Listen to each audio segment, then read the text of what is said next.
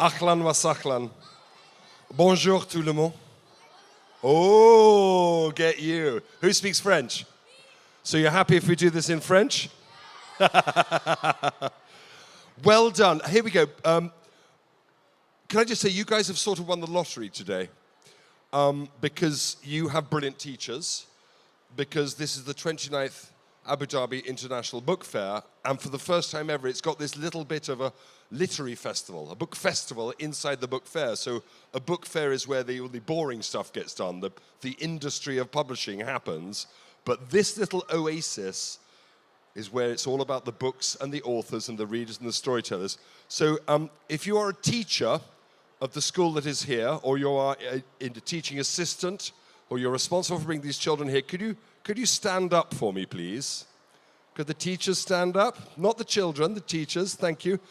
Now, children, can you give a huge round of applause to the heroes of the day, who are your hero and heroine teachers who brought you here?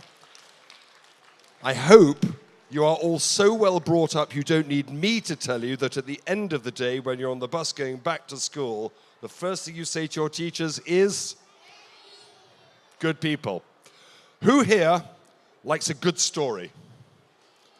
Who here likes that feeling that when you first pick up a book and you read the first line of the first paragraph of the first page, and suddenly all the stuff in your bedroom or the room you're reading, everything disappears and you are entering the world of the book? Don't we love that? Well, you're in a real treat today, because this is the place to be for that. There is a lady here from the Emirates who I'm going to introduce you to, who is an extraordinary storyteller. You will hear lots of, as you grow up, as you get older, talk about authors. Oh, they're a wonderful author. But all an author is really a storyteller. So storytellers are the most important people in the world, because we define ourselves by the stories we tell other people. When you're talking to your friends, you're telling them stories about yourself. So people like the lady I'm just about to introduce you to are great storytellers, because they can tell you about the world in which you live. And we define ourselves as the species that we are, mankind, by the stories we tell each other. Who here would like to be a storyteller when you are older? And by storyteller, you could be an artist, an illustrator, an animator, a poet, a writer, a journalist, an author. So if you want to do any of those things when you are older, the trick is to read. Learn how stories work. That's how to do it. And you are living in a fantastic age where any of you, doesn't matter if you're a girl or a boy, if you're Emirati, or if you are Saudi, or Kuwaiti, or Indian, or Bangladeshi, or Pakistani, or British, or American, or Canadian, it does not matter if you are colored purple with green spots. You can be a storyteller. You're very lucky. So, the lady I'm going to introduce you to is from the Emirates. Her name is Julia. She has written some superb stories. Would you please welcome to the stage Julia Johnson.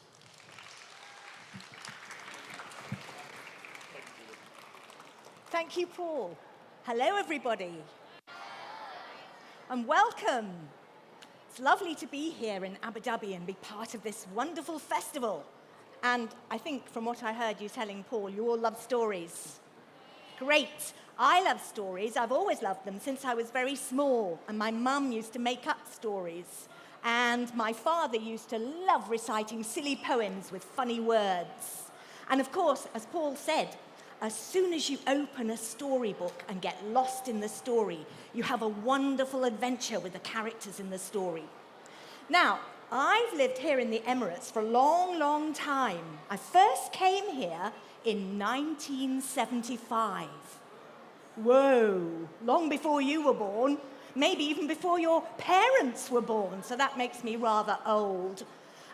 When I came to the Emirates, it was a very different country. No festivals like this, no skyscrapers, no big wide roads and flyovers and fast traffic, no glitzy shopping malls, not hundreds of schools. It was very different.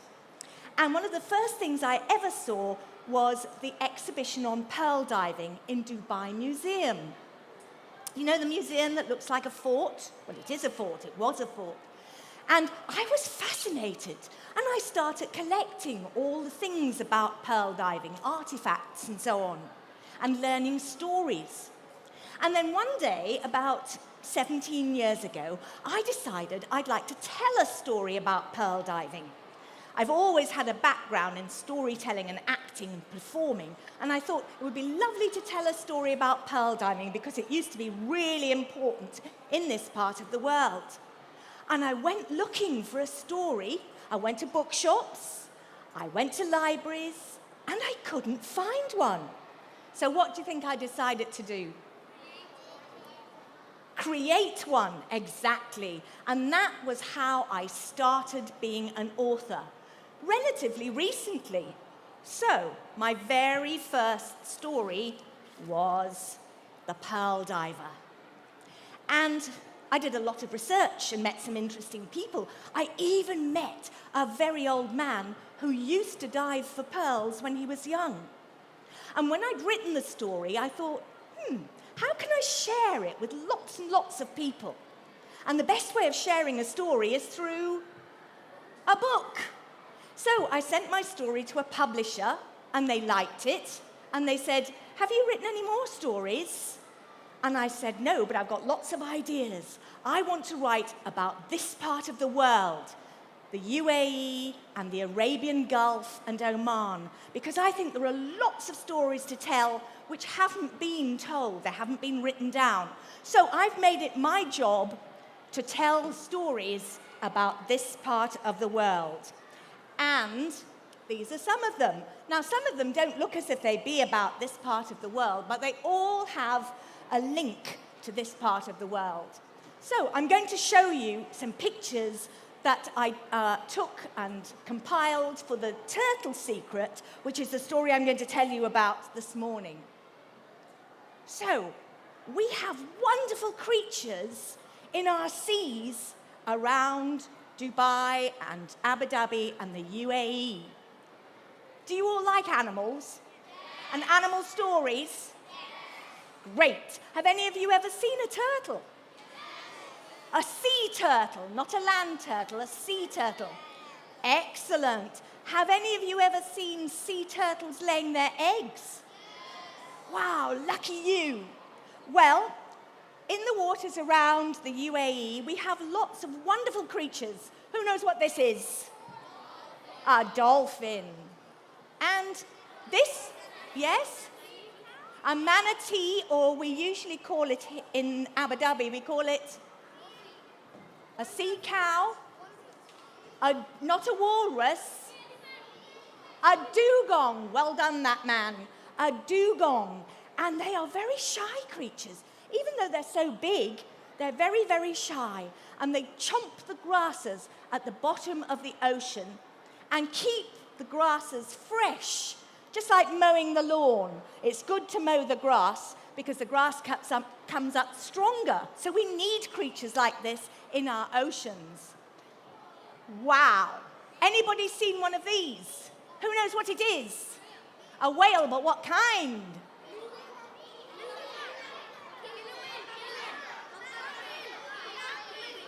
A humpback whale, a humpback whale. I saw a huge pod of humpback whales off the shores of Oman.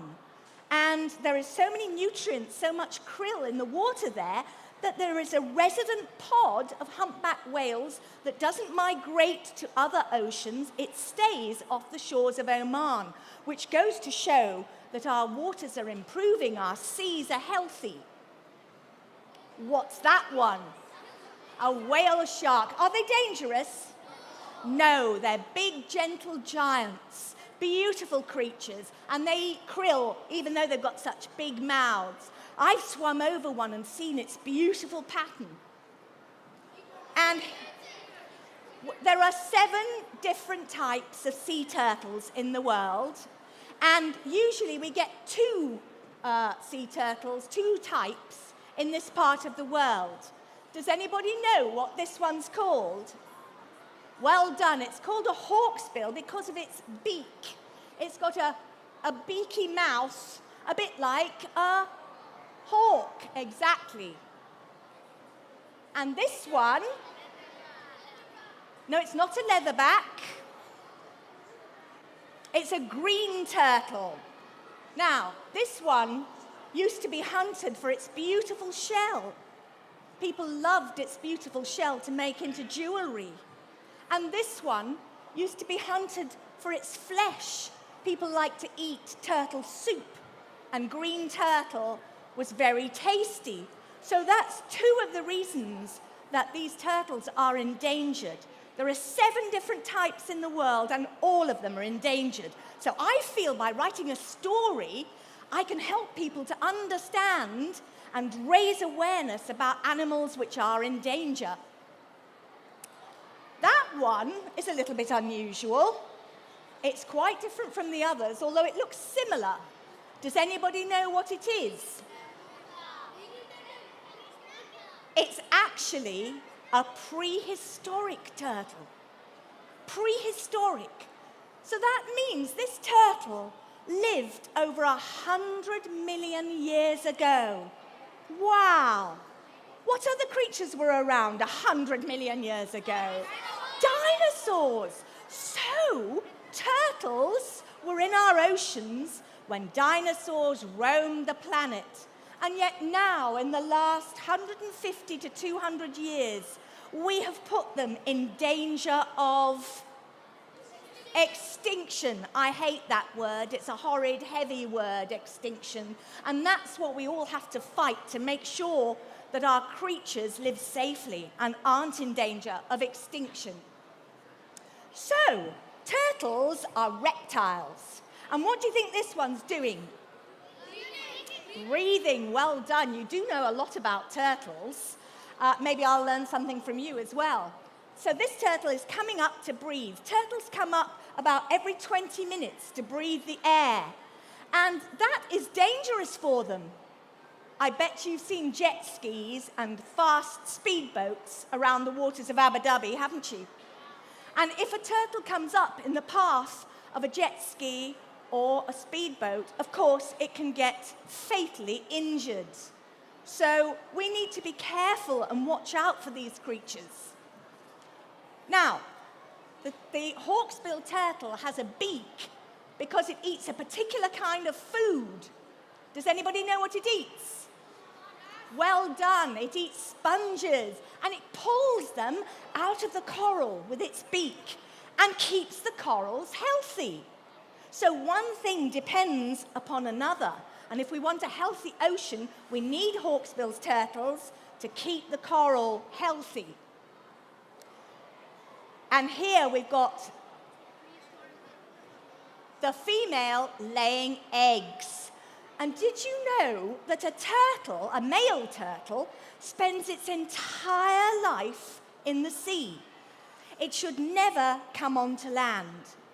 The only reason a turtle comes onto land is to lay its eggs. So only the female comes onto land. And if you find a turtle on the beach, then obviously it's injured or sick in some way, and we need to help it. So here we are, a turtle who's come up, usually at dead of night. She comes laboriously up the beach, and she digs a hole and lays her eggs, perhaps 100 eggs. And here we can see that this beach is very, very popular. This green sea turtle is heading back to the ocean after laying her eggs. And all those tracks along the beach are actually from other turtles coming up, digging holes, laying their eggs, covering them up, and going back to the ocean. But did you know that only one turtle that hatches, 1 in 1,000, ever reaches maturity, ever grows into an adult turtle? And turtles don't lay eggs until they're between 20 and 30 years old. So we want turtles to reach maturity, otherwise they're not going to be able to lay eggs and reproduce and have babies. So their eggs need protecting. Here she is heading back into the sea. So Sometimes turtles come ashore and they find that the beach isn't the way they remember it, because all female turtles come back to the beach on which they were born to lay their eggs. Isn't that amazing? We're not quite sure how they do it. Maybe there's a magnetic attraction. Whatever it is, they come back to the beach on which they were born. But that's 20 years later. And things change, don't they, in 20 years? Look at our beaches here. What have we got all along the coastline now?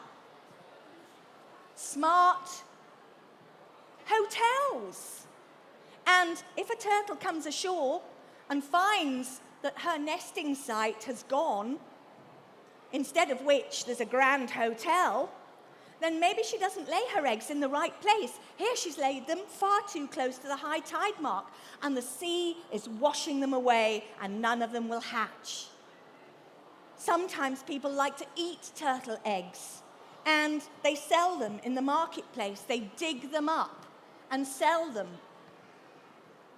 And there are lots of creatures waiting for turtle eggs. Dogs, and what's this one? A fox. A fox with a very good sense of smell. He can smell turtle eggs in the sand, and he digs them up. But some of them are lucky enough to hatch. Little tiny weeny turtle hatchlings, and they all come up at the same time out of the nest, pushing the sand away as if they're rising out of an elevator.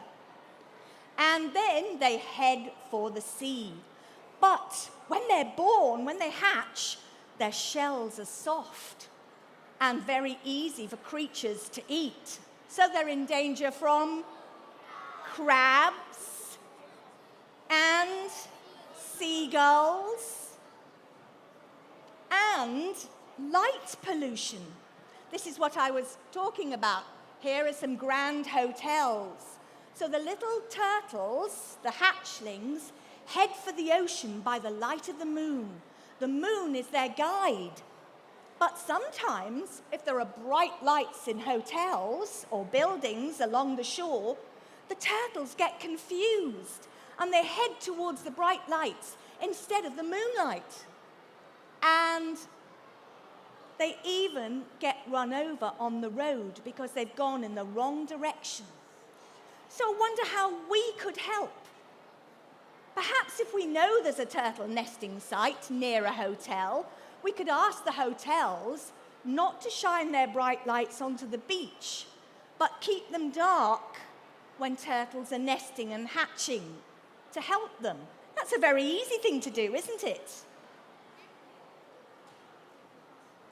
So, one little hatchling has made it to the ocean, and it will hide amongst the weeds till it grows bigger.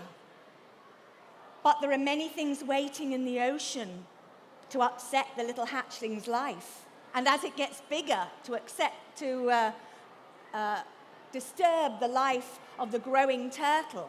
What have we got here? Jellyfish and plastic bags. Well, some turtles eat jellyfish.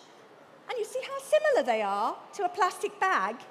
If you were a turtle, you probably wouldn't know the difference. And so you might eat a plastic bag. And of course, a plastic bag gets wound up in the turtle's stomach. If a camel eats a plastic bag in the desert, it gets wound up in its stomach. And it makes the camel, or it makes the turtle, feel full. So they don't eat proper food. And then they starve to death. So what can we do to help? Yes, lady there. Right, don't use plastic bags. And if you have to use a plastic bag, although I don't really see any reason why we need to, make sure you put it in the bin. So if you're on the beach and you see some rubbish and it's not yours, what should you do? Should you walk past it? Pick it up, even if it isn't yours. Pick it up. Use a spade if you need to, and put it in the bin. So to prevent things like this happening. Whose mums go to the supermarket and use plastic bags? Too many people. Can you help? I think you can. Next present you give to your mum, buy a lovely big Hessian bag. Yes, like a sacking bag. And personalise it for your mum. Draw a picture on it. Paint it. Put mum's special bag or mum's supermarket bag or something. And give it to her as a present. You can help. You can influence your parents. So here we see a poor sea turtle actually digesting, eating plastic. And look, he's in plastic soup. Some parts of the world are full of rubbish in our oceans, but we can make sure that doesn't happen here. And this one is tangled up in a disused fishing net. If you see disused fishing nets, pull them out of the water. Don't just pass them by, pull them out. You will be helping the creatures that live in the sea. Yeah, do you think you can do that? This turtle is so tangled up, it's not going to be able to free itself. And then, of course, it drowns. Because like I told you in the beginning, turtles need to breathe the air. This is a very clever fishing net. We can encourage our fishermen to use nets like these. They don't cost, well, very little more than a usual net. So this net has a turtle exclusion device. And when fish are caught in it, the fish stay in the net, but the turtle can escape unhurt. So we need to encourage people. If we know things, we need to tell people. And some fishermen use long lines with hooks that attracts the turtles. They get caught on the hooks, but you can get a special hook that doesn't actually hook the turtle. These turtles have been caught by accident on the long line, but of course they're pulled through the water and they drown. Here's some of the jewelry I mentioned, taken from a hawksbill's shell, polished till it looks very beautiful. So how can we help turtles in this instance? Yes? Yes, use something else. Only buy jewelry that's made of something else that's not going to hurt animals. Don't buy things that are made from animals. And this poor old turtle, he has got something sticking to his shell. Do you know what they are? Barnacles, like you find on the underside of a boat. Now, sometimes turtles, because they're reptiles, they take on the temperature of the environment they're in. And the water here can get quite chilly, can't it? Cold. Okay? It can get quite cold. So, if the water gets really cold and the turtle takes on that temperature, when you're cold, you feel sluggish. You don't feel like doing anything. You don't feel like moving around as much. And that's when the barnacles stick onto the shell. And I've found turtles like this. Has anybody here ever found a sea turtle that needs your help? Right. So, if you find a sea turtle that needs your help, then it's a good idea to contact somebody who knows what to do. Now, these people are collecting rubbish on the beach, and they are part of an Emirates Marine Environmental Group, and they run nesting sites which they fence and keep safe for turtles. In Dubai, and probably here as well, but you'll know better than I do, but in Dubai, we have a turtle hospital behind the Burj Al Arab. In fact, inside the Burj Al Arab, who's been to the Burj Al Arab? Excellent. So do you know the aquariums either side of the escalator with all the fish swimming around? Well, behind that, there's a turtle hospital. And turtles that are sick are taken to the hospital and put in a barrel of water. You can look at them through the porthole. If they've got barnacles sticking to them, they're put in fresh water. That means it doesn't have any salt. It doesn't have any salt in it. Barnacles don't like fresh water, and they drop off.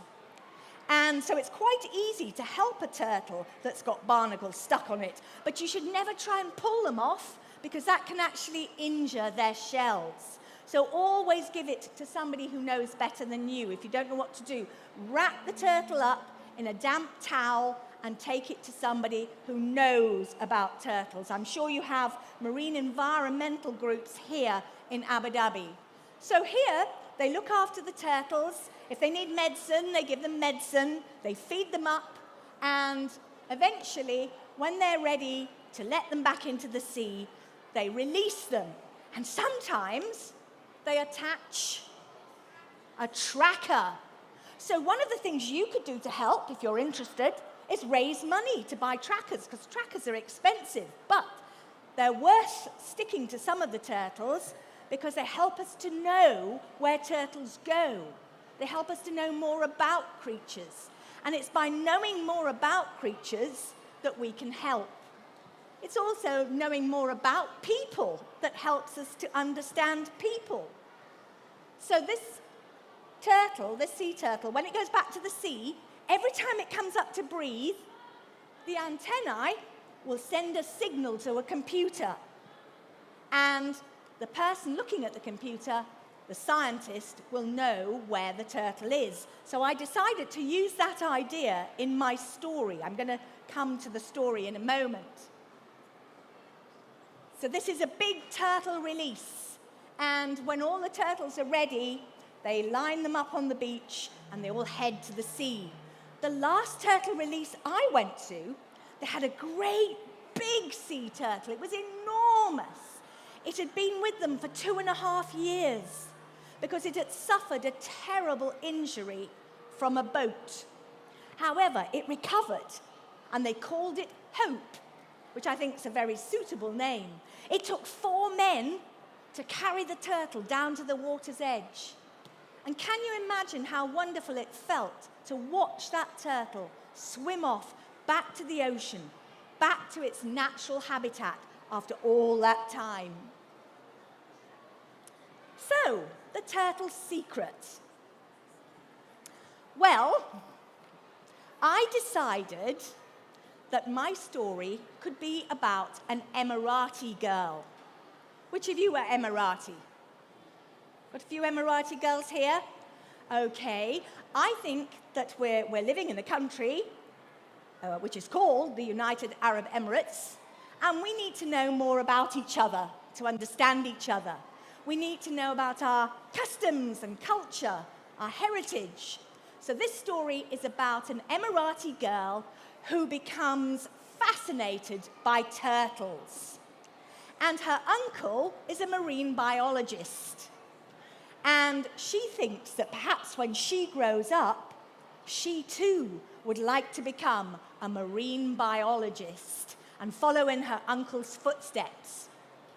Now, at the beginning of the story, Hessa, our heroine, is just about to have a birthday. She's 10 years old, and her uncle Salem brings her a present. The present is a mask and a snorkel for looking at creatures under the sea. And at the very beginning of the story, Hessa rescues a turtle in the marketplace. What do you think might have happened to that turtle if Hessa hadn't rescued it? It might be killed, it might be sold, it might be eaten. So she rescues it and she takes it to her uncle. And he says, let's put a tracker on it, Hessa, so that we can see where it goes. And when he gives her her birthday present, he takes her down to the beach where he knows the turtle has been in the water. And together, they snorkel and see Hessa's turtle. She has all sorts of magical things that happen to her in this story. Here we are. You can see they're sticking the tracker to its back so they know where it goes. This is her uncle, Salem. And when I write a story, I like to make it difficult for my character. If a story isn't difficult and it's too easy, it lacks excitement, doesn't it? So if you want to make a story really exciting, you've got to throw a few difficulties at your main characters. So in this story, Hesse's mother has recently died. Her father used to be her best buddy, and they used to go to the market together. They used to do lots of things together. But he's so sad, and he doesn't want to talk about it, and he doesn't want to do anything with her anymore. So that's one of the difficulties. She has a big sister as well, but her sister is about to get married, and all she can think about is her wedding celebrations. So she can't talk to her either. So she needs another friend. She's got school friends, but something goes wrong there as well. What's often a very good sort of friend to have in a story? Yeah? Yes, yes? An imaginary friend, perhaps? A friend you can rely on? Yes, indeed. Well, I decided she should have an animal friend, because animals can be relied on, particularly a dog. So she actually makes friends with a dog, and the dog really, really helps her. Now, I'm going to read a little bit of the story. Let's just go back to the cover. What can you see here? Footprints, that's right, footprints in the sand. And the reason they're there is to give you a clue. So in this story, what do you think happens to the turtle eggs? Hesse watches these turtle eggs being laid. What do you think happens to them? They get stepped on, perhaps. Somebody steals them. Somebody steals the eggs in the dead of night. And the clue to who has taken them is the footprints in the sand. The person came in the dead of night by boat. You can see the drag marks along the shore. They got out and dug up the eggs and stole them and took them away. But they left a few footprints behind, and this is the clue as to what has happened to the eggs. So what do you think Hesse does? What do you think she does? Hesse looks for the footprints. Absolutely. She looks for the footprints. And she gets involved in a very dangerous adventure. Do you like a bit of danger in your story? Yes, me too. So Hesse gets involved in a very dangerous adventure. Okay, I'm just going to read a little bit of the story to you now. I'm going to read you the bit about Hesse watching the turtle laying her eggs. If I can find it. Right, where are we? Let's see if I can find it. I thought I'd written it down, but... here we are. Not long after the snorkeling trip, Hesse had a telephone call from her uncle. "If you're not busy," he said, "there's something I'd like to show you." "What is it?" Hesse asked excitedly. She was never too busy to see Uncle Salem. "Shall I come now?" "No, I'll pick you up at 6 o'clock, he told her. "But it will be dark by then," Hesse said. "Exactly." Hesse's father wasn't around when Uncle Salem arrived, so she hastily scribbled a note and left it propped against her father's favorite mug on the kitchen table. Now, there's an accident waiting to happen, a note on the kitchen table.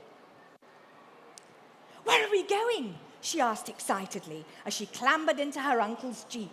He just smiled. Wait and see. Before long, they had left the bright lights of the city behind them. They drove for a while, and suddenly her uncle turned off the road and followed a track alongside a wire fence until they came to a gate. He stopped the jeep and took a key from his pocket. "Here you are, Hesse," he said. "You can unfasten the padlock." Hesse jumped out of the jeep.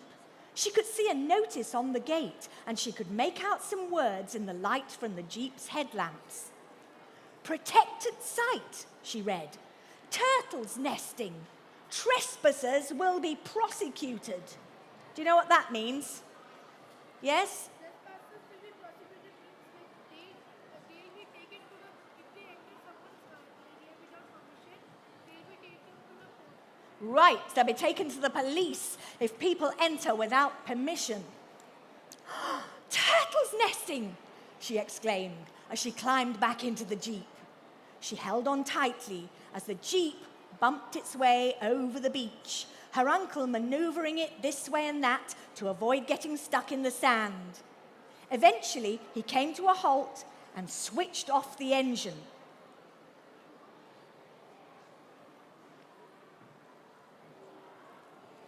It was the middle of April, and the day had been hot. The sand was still warm underfoot. A pale moon shone in the sky as Hesse followed her uncle up a sand dune. They sat down and waited. She could see soft ripples of dappled silver where moonlight stroked the sea. Apart from the gentle whisper of the waves, the night was quiet and still. They didn't have long to wait. At first glance, the dome-shaped silhouette looked remarkably like a rock. But then it moved. What was it? A turtle emerging from the sea. She waited in the shallows, little eddies of white foam swirling round her. Hesse watched, fascinated, as the turtle raised her head and peered around, checking for danger. Before she began her slow, laborious journey up the beach. Eventually, she reached a suitable spot and began to dig. In the moonlight, Hesse could see sand flying up into the air. "She's digging a pit for her body," her uncle whispered. From time to time, the turtle stopped to rest. It was hard work. Uncle Salem stood up and beckoned to Hesse to follow him.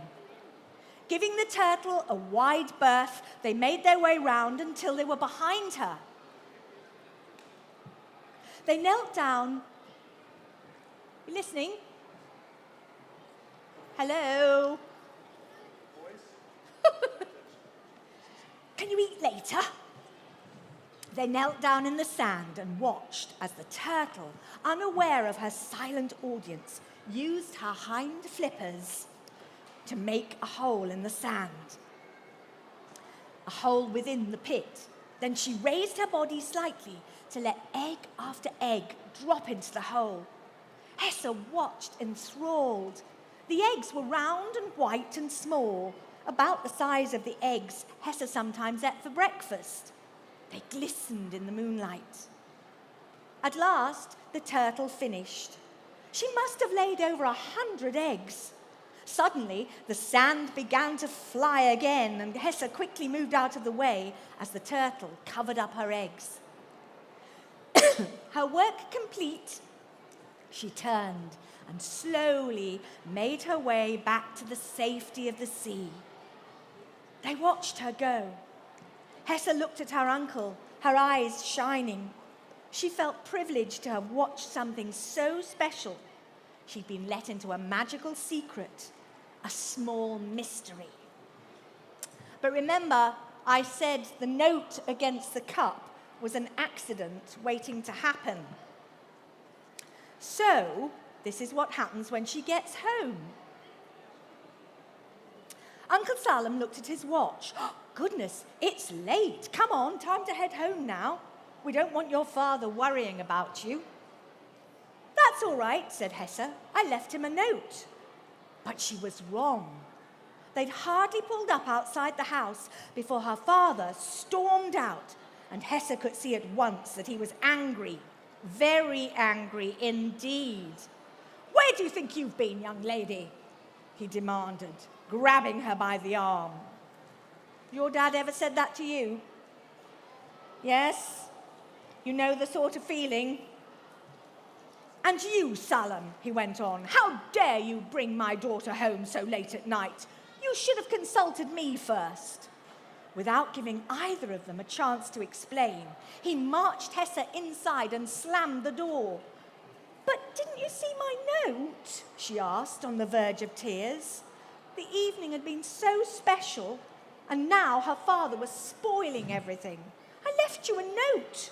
And she pulled herself free and ran into the kitchen. The mug was still sitting on the table, but there was no sign of the note. And then she saw it lying under the table. Perhaps the breeze from the air conditioner had blown it there. She picked it up and took it to her father, but he refused to read it. Since you're always so quick to point out the advantages of growing up in a world full of technological gadgets, I'm surprised you couldn't think of a better way of communicating with me, he said coldly. What does he mean? What kind of technological gadget? Telephone, mobile phone, yes.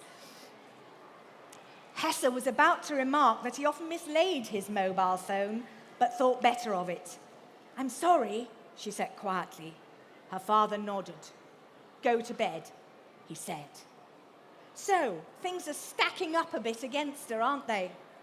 She's got Uncle Salam on her side, of course, but now she's infuriated her father, and she wants her father to be pleased with her, because there are things she'd like to do when she gets older, and she needs his permission. So, I'm going to stop my story there and give you a chance to ask me some questions. So if any of you have got a good question, a burning question that you'd really like to ask me, now is your chance, and Paul will come round with the microphone. Okay. Can you speak into the microphone so that I can hear you? How long did it take you to finish the story? Thank you, that's a very good question. Well, this particular story needed a lot of rewriting before I was really pleased with it. When you write stories, do you rewrite them? After the first writing, you give it a little while and then you go back to it. Maybe you try it out on a friend and you read it again and you think, actually, I could make this story better. So it took a lot of rewriting. And I would say over a year, I kept coming back to it and writing and rewriting. So a good year of writing. Question over here, Julia. Yes. Are there books available in the book fair? I do hope so. There will be a signing afterwards in the bookstore just to the left there where the photographers are, and Julia will sign your books. You had a question, young lady. What influenced you to make this book? What inspired me? Well, I love animals, and I have enjoyed diving and snorkeling with turtles in lots of different parts of the world. And I've actually been lucky enough to see them nesting in Oman and Sri Lanka. I've seen them hatching on the beach at Gantoot on the border with Abu Dhabi. And of course, I know that turtles are endangered. The more I learnt about them, the more I thought I would like to write a story and share it with people like you to help you understand how we can help turtles because they're so endangered. And also, I wanted to write a story set in the region. So a story about an Emirati girl. That was important to me. That's what inspired me. We have a question from a young lady here. How many books have you written so far? I've written a lot, but about 20 have been published. So not every story gets published. It depends what it's about and what the publisher's looking for. So about 20 have been published. And we have a question from a young gentleman here. Would you stand up and ask the question? How many books have you written? I'm not sure exactly how many, but that's rather like the previous question. I've had 20 published. Okay, who has a question that isn't how many books have you written or what did you have for breakfast? Here we go. What's your favorite book? Good question. What's my favourite book? That's a tricky one. I've got lots of books I really, really like, and I've got favourite authors. So of people you might know, my favourite author is Michael Morpurgo. Put your hand up if you've read a Michael Morpurgo story. Brilliant! So you know what I mean, don't you? He writes stories that make you think. Who's enjoyed Michael Morpurgo's stories? Yay! So, do you like stories that make you think? I want my stories to make you think as well. So I think Michael Morpurgo's stories really touch your heart, and you're able to put yourself into the character's shoes and feel the way they do. Do you know what we call that? When you put yourself into a character's shoes, yes? Empathy, that's right, well done. We have a question from a young lady here. When did you write the story? When? Yeah. I wrote it about 6 years ago, something like that. Question from a young man here who's been very keen. Stand up and ask. Like, did you face any difficulties while you were writing your stories? Did I? Face any difficulties? What are the challenges of The writing a good challenges, story? That's a You can brilliant, interpret it how you wish. brilliant question. The challenges of writing a story like that.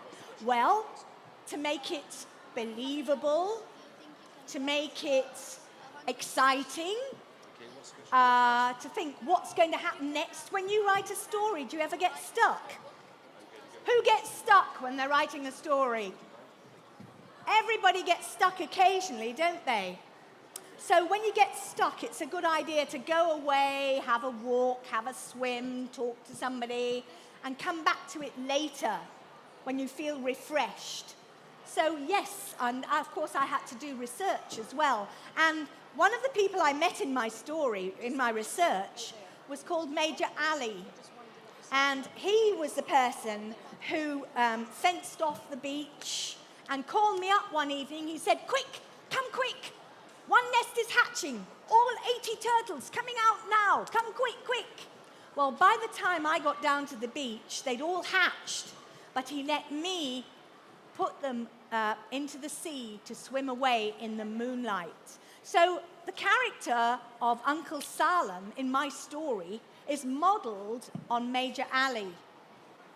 We have time for one last question. It's from the gentleman here. Are you planning to write a book in 2019? I've always got something on the go, and at the moment, I've written another story about pearl diving because it's been 17 years since I wrote the first one. And during that 17 years, I've learned lots and lots of other things. So I'm writing a much more adventurous story for older people like yourselves. A bit like The Turtle Secret, a chapter book. Or like The Secret of the Cave and The Leopard Boy, these two books. And in this story, in the new pearl diving story, it's much darker, much gorier, much nastier things happen. Do you think you might enjoy it? I think you would, because it's an adventure. I hope you would. Julia. Ladies and gentlemen, I'm sorry, there's not any more time for questions because we have to wrap up. But can I say, have you enjoyed hearing Julia? Would you like to come back another time? So can I suggest that when you get back on the buses and you go back to your schools, what's the first thing you say to your teachers? And what's the next thing you say to your teachers? It's, can we do it again? Thank you very much for coming. Julia will be signing in just where the photographer is through there right now if you want to get your book signed. But could you please give a huge round of applause to Julia Johnson? Thank you. Thank you very much, ladies and gentlemen.